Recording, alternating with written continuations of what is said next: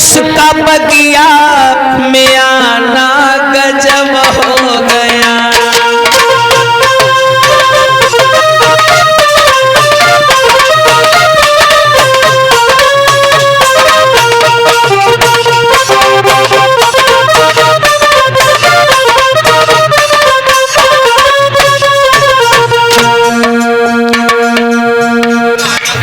ये पवन रेखा जंगल में घूमने तो चल पड़ी, लेकिन इस बेचारी को नहीं मालूम है कि मेरे साथ जंगल में क्या होगा। देखो भैया, लेके संगा सहेली वो बिटिया चली, उसका बगिया में आना गजब हो गया। चलती चलती वो पहुंची विपन बीच में, पैर आगे बढ़ाना गजब हो गया।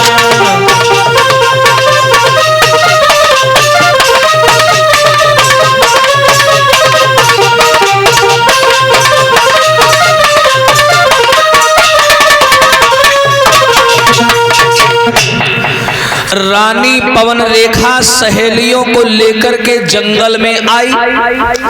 अब जैसे ही सब सहेलियों के साथ ये माताओं जंगल में आई, तो जिस लड़की को जो दिशा पसंद में आई, वो लड़की उस दिशा में घूमने चली गई।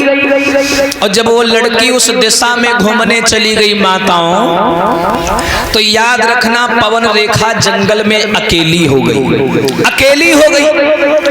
और जब ये अकेली हो गई तो अचानक से आंधी आ गई, तूफान आ गया जंगल में। तो तूफान आने की वजह से अपनी अपनी गुफाओं से शेर चीता भेड़िया निकल करके आने लगे और अपनी जगह पर मुंह फाड़ फाड़ करके चिल्लाने लगे। ओखो बिटिया, जाओ अम्मा खीर बनाइन खाया हो जाए, जाओ जाओ जाओ जाओ। ही चुप बैठा बैठा बैठा बैठा।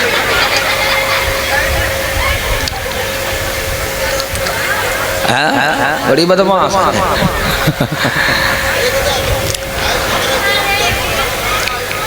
चुप बैठा ने चुटैया खा लिया। चुप बैठा, डराते ही नहीं है बिल्कुल। बोलिए भक्तवत्सल भगवान की।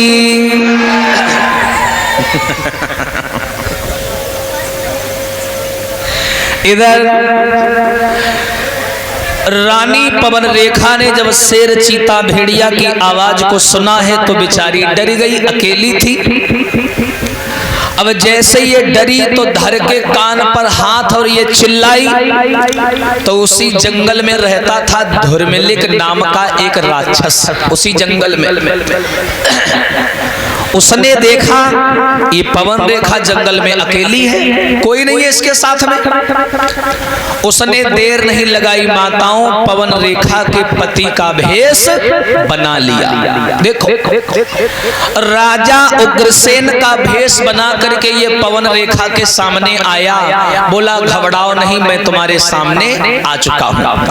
पवन रेखा नहीं जान पाई कि मेरा पति नहीं है, पति के रूप में कोई राक्षस है। पवन रेखा बोली महाराज तुम तो भी महलों में थे, यहाँ कैसे आ गए? उसने जवाब दिया मुझे तुम्हारी चिंता हो रही थी इसलिए तुम्हारे पीछे पीछे चला आया। वो बेचारी नहीं जान पाई और धोखा दे करके इस पापी ने पवन रेखा के साथ में छल कर डाला। और छल करने के बाद में जब ये अपने असली भेष में आया और दहाड़ मार मार करके हंसने लगा, तो पवन रेखा के पसीना छूट गए। हाय पापी तूने ये क्या कर डाला, ये क्या कर डाला? रे तेरो हुई है सत्यानाश, अरे पापी धर्म बिगारो मेरो।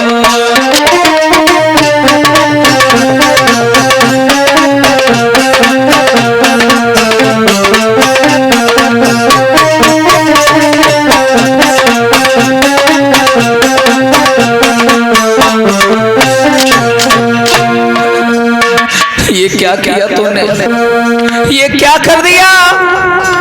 अब मैं क्या मुंह लेकर के जाऊंगी अपने पति के सामने।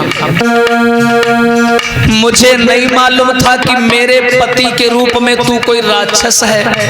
अगर पहले जान जाती, पहले जो जानी मैं लेती, ते श्राप भस्म करी देती।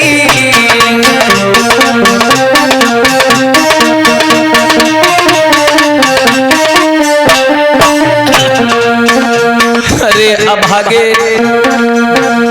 पहले जो जानी मैं लेती, ते श्राप भस्म करी देती।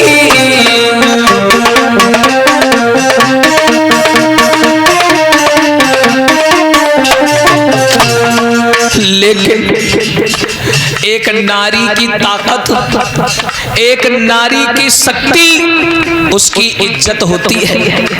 और वो इज्जत जब लुट जाती है तो नारी की वो हालत हो जाती है जैसे मड़ी के बिना नाग की हालत होती है। जैसे मड़ी के बिना नाग की हालत होती है, अब बैल के बिना किसान की हालत होती है, ऐसी हालत हो जाती नारी की। पवन रेखा बोली, अब मैं कुछ नहीं कर पाऊंगी, मेरा धर्म भंग हो गया। अरे मेरो जीवन भव बर्बादी, पापी धर्म बिगाड़ो मेरो।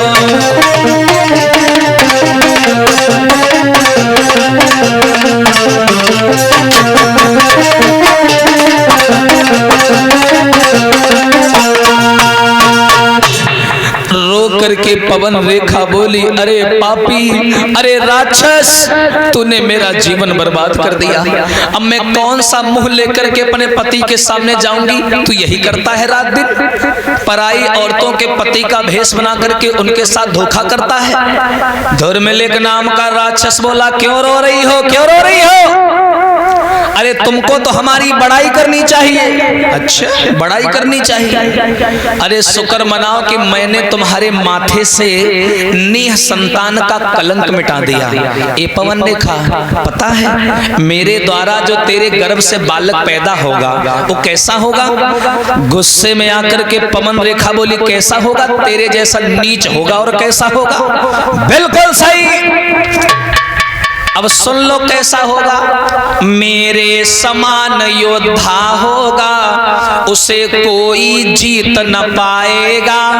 राजा और नर की बात है क्या, वो इंद्र हार के जाएगा। गौ मुनियों और ब्राह्मणों को बेशक वह बहुत सताएगा, पर याद रहे वो पार ब्रह्म के हाथों मारा जाएगा।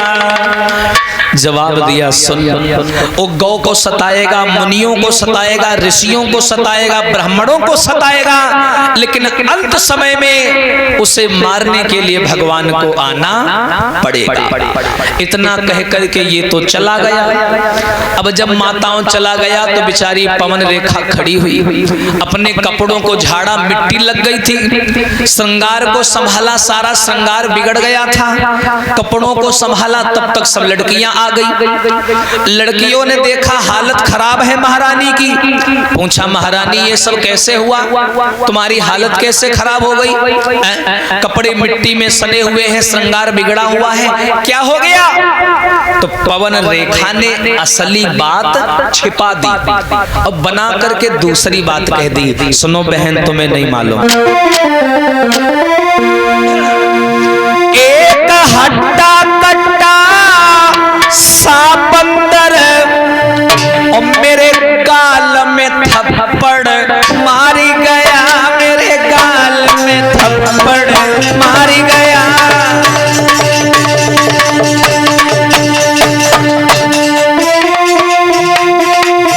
सारा श्रृंगार बिगाड़ी गया, बहना चूनर को फाड़ी गया, बहना चूनर को फाड़ी गया।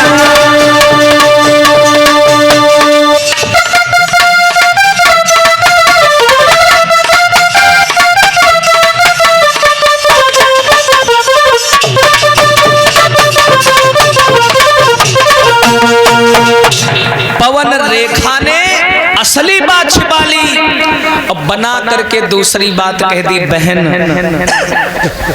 आप तो हमें छोड़ करके चली गई, एक हट्टा कट्टा सा बंदर आ गया, मेरे गाल में तमाचा मार दिया, मैं जमीन पर गिर गई, इसी वजह से सारे कपड़े मैले हो गए। पवन रेखा ने वो असली घटना नहीं बताई, पर झूठ कितना भी ताकतवर हो एक ना एक दिन सामने आ ही जाता है।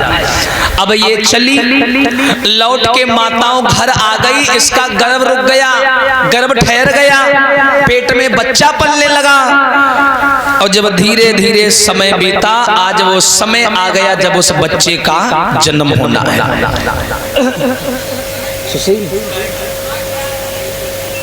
दुकानदार से गुड़ ले